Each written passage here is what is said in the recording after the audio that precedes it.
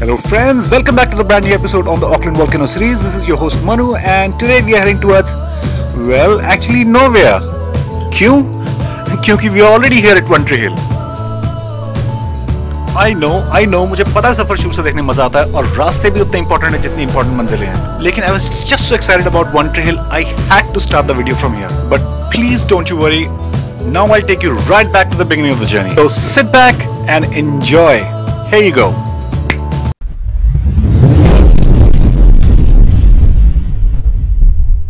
तो अभी मैं पार्नेल में खड़ा हुआ हूँ जो कि ऑकलैंड का एक बड़ा ही पॉपुलर सबर्ब है और बजाय इसके कि मैं आपको इसके बारे में कुछ बताऊं, आप पहले ज़रा व्यूज़ एंजॉय करो.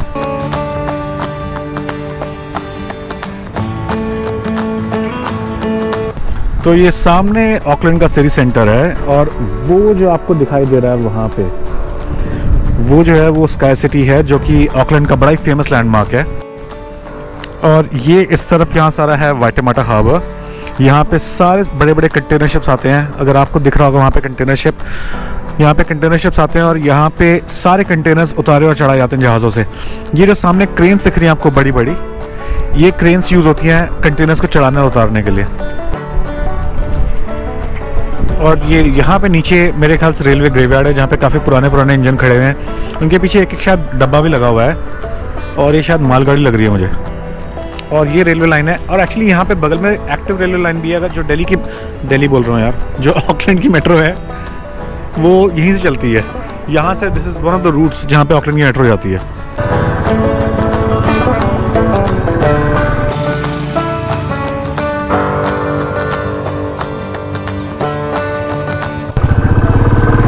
चलो ये चलते हैं फिर वन ट्री हिल की ओर. यहाँ से मेरे ख्याल से 5.5-6 किलोमीटर होगा वन ट्री हिल.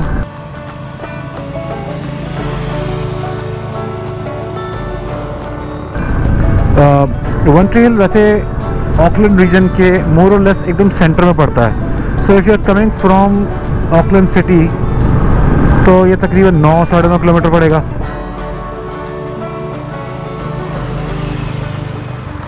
जैसा कि मैं आपको पिछली वीडियो में बता रहा था कि अगर आप ऑकलैंड विज़िट कर रहे हैं और आप माउंट ईडन, वन ट्री हिल, माउंट एल्बर्ट के लिए सबसे ज़्यादा इकोनॉमिकल और एफिशिएंट तरीका होगा वो यही होगा कि आप एक कार रेंट कर लें. It will cost you $35-40 for a small car.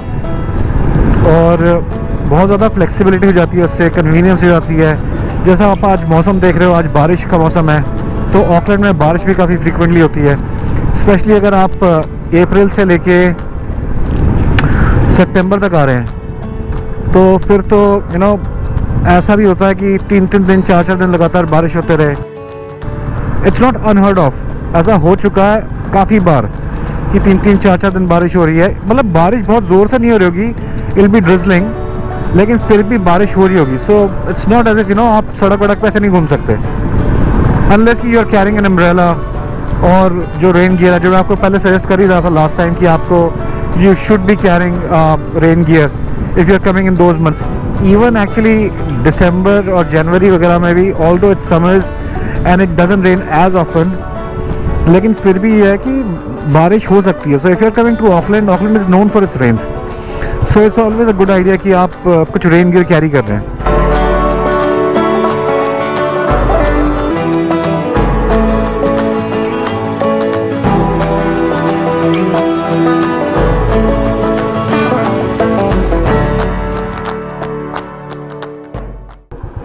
तो अब हम लोग बढ़ रहे हैं न्यू मार्केट की तरफ, जो कि रास्ते में एक सबर्ब पड़ता है बिफोर वन ट्री हिल.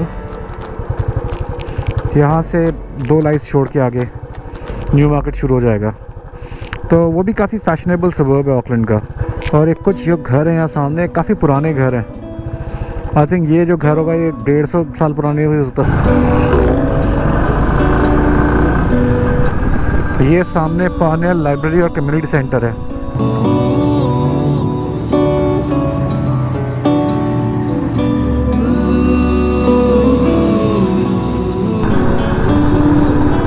आज मौसम बहुत ज़बरदस्त हो रहा है यार घूमने के लिए.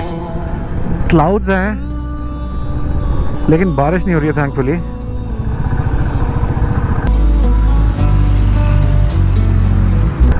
And this is the cinema on the Broadway.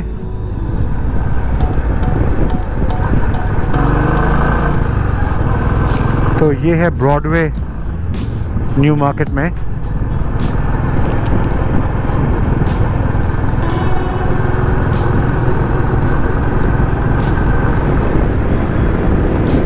And this is Epsom. तो न्यू मार्केट क्रॉस करके हम लोग अब एप्सम में आ गए हैं। दिस इज़ अनदर सबब। सो ये सबब जो है एप्सम का, ये वन ट्री हिल से डायरेक्टली एडजॉइनिंग है।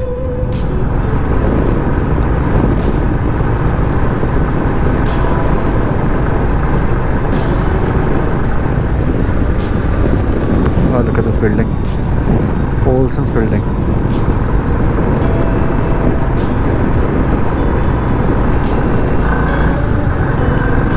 Okay, तो बारिश अभी भी हो ही रही है।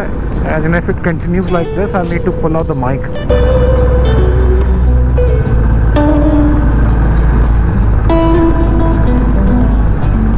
So बारिश तो ठीक ठाक शुरू हो गई है दोस्त। We should stop somewhere and remove the mic.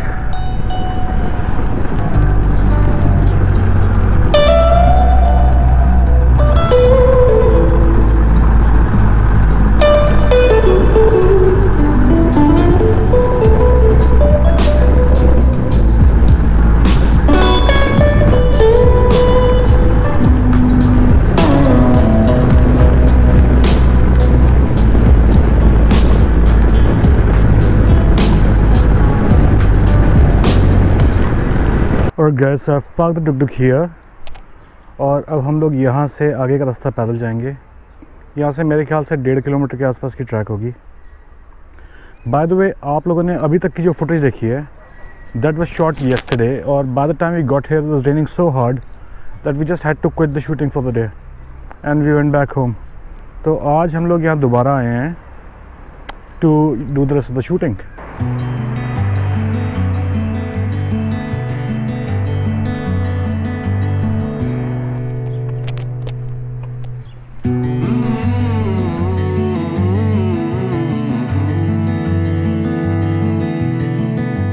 Right guys, so this is the Stardome Observatory in the planetarium. यहाँ पे 2 बड़े बड़े टेलीस्कोप्स हैं उन डोम्स के अंदर। एक डोम वहाँ पे है और एक डोम वहाँ पर है, शायद मेरे ख्याल से पेड़ की वजह से दिख नहीं रहा। इसके अंदर you know they've got quite a collection of the real actual meteoroids और भी काफ़ी सारे मॉडल्स स्पेसशिप्स वगैरह के।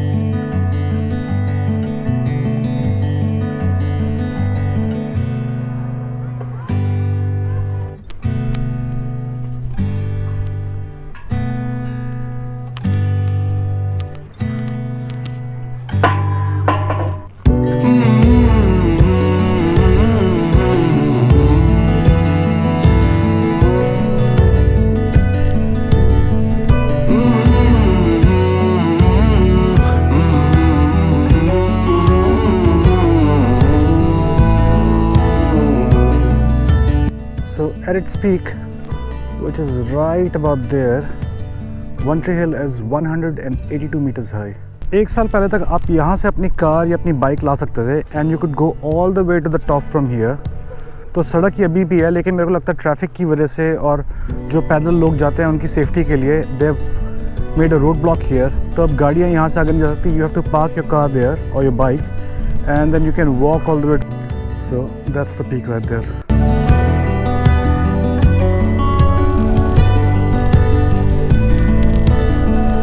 Here it's One Tree Hill volcanic cones and we still need to climb all the way up there.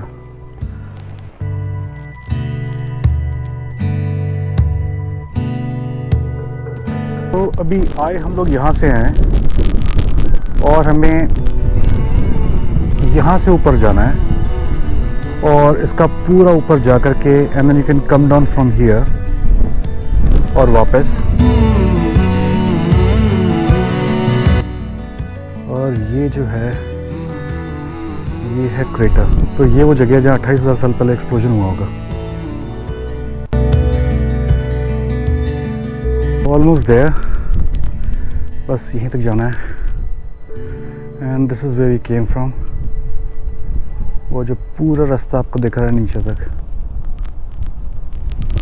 वो सारा रास्ता track करके आए हम लोग। और मैं सोच रहा हूँ अभी वापस में हम लोग यहाँ से चलेंगे, rather than taking the road we'll just go down from here.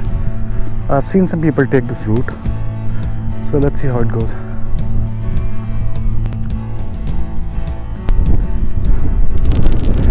पहुँच गए। This is the top here.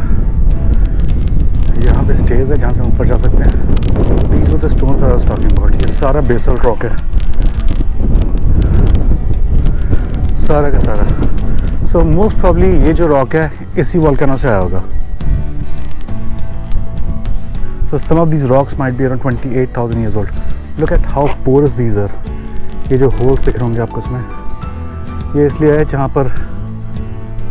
पे सारा लावा जो है वो कूल ऑफ कर गया होगा, और इसमें ये सारी एयर पॉकेट्स रह गई होंगी, तो वो सारी एयर पॉकेट्स हैं। ये इंटरेस्टिंग। हाँ,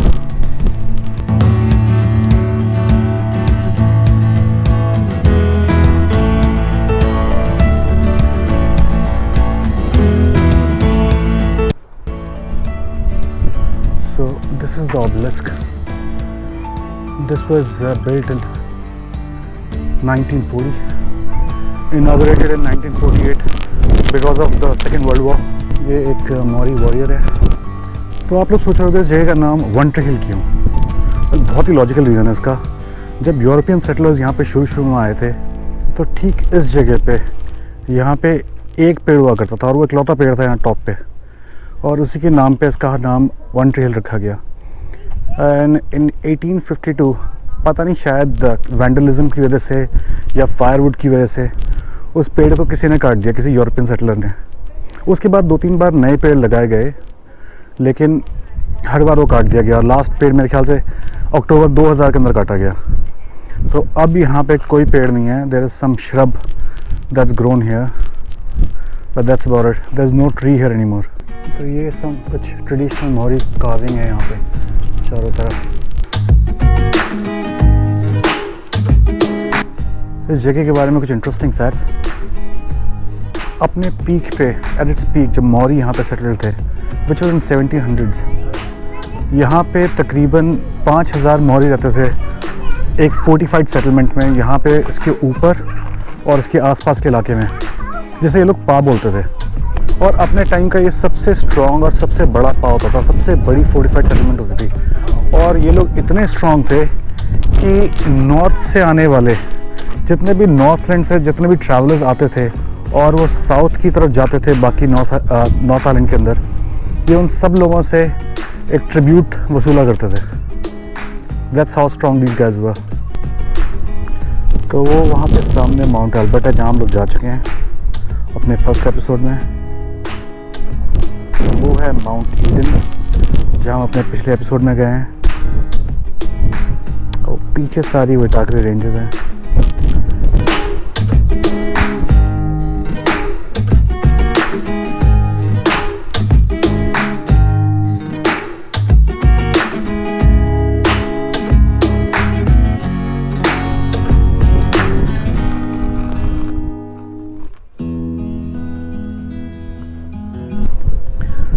तो वन ट्री हिल का मौरी नाम जो है वो है माउंगा कीकी, जिसका मतलब होता है mountain of the Kiki wine. Kiki basically एक तरह की बेल होती है जो यहाँ न्यूजीलैंड में मिलती है।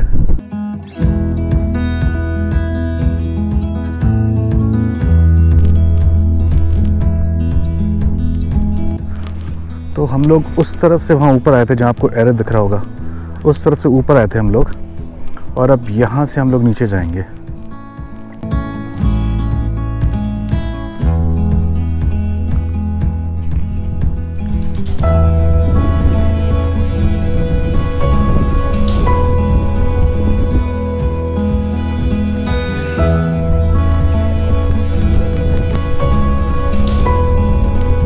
तो जैसा मैं सोच रहा था, I have gone off the road जो कि वहाँ पे थी, and I am gonna take this track back to the bike. Let's see how does this turn out. We have got a few sheeps here. तो यहाँ से मैं भी आया हूँ, I am just sitting here for a little while enjoying the view. और वहाँ जाना है हम लोगों को।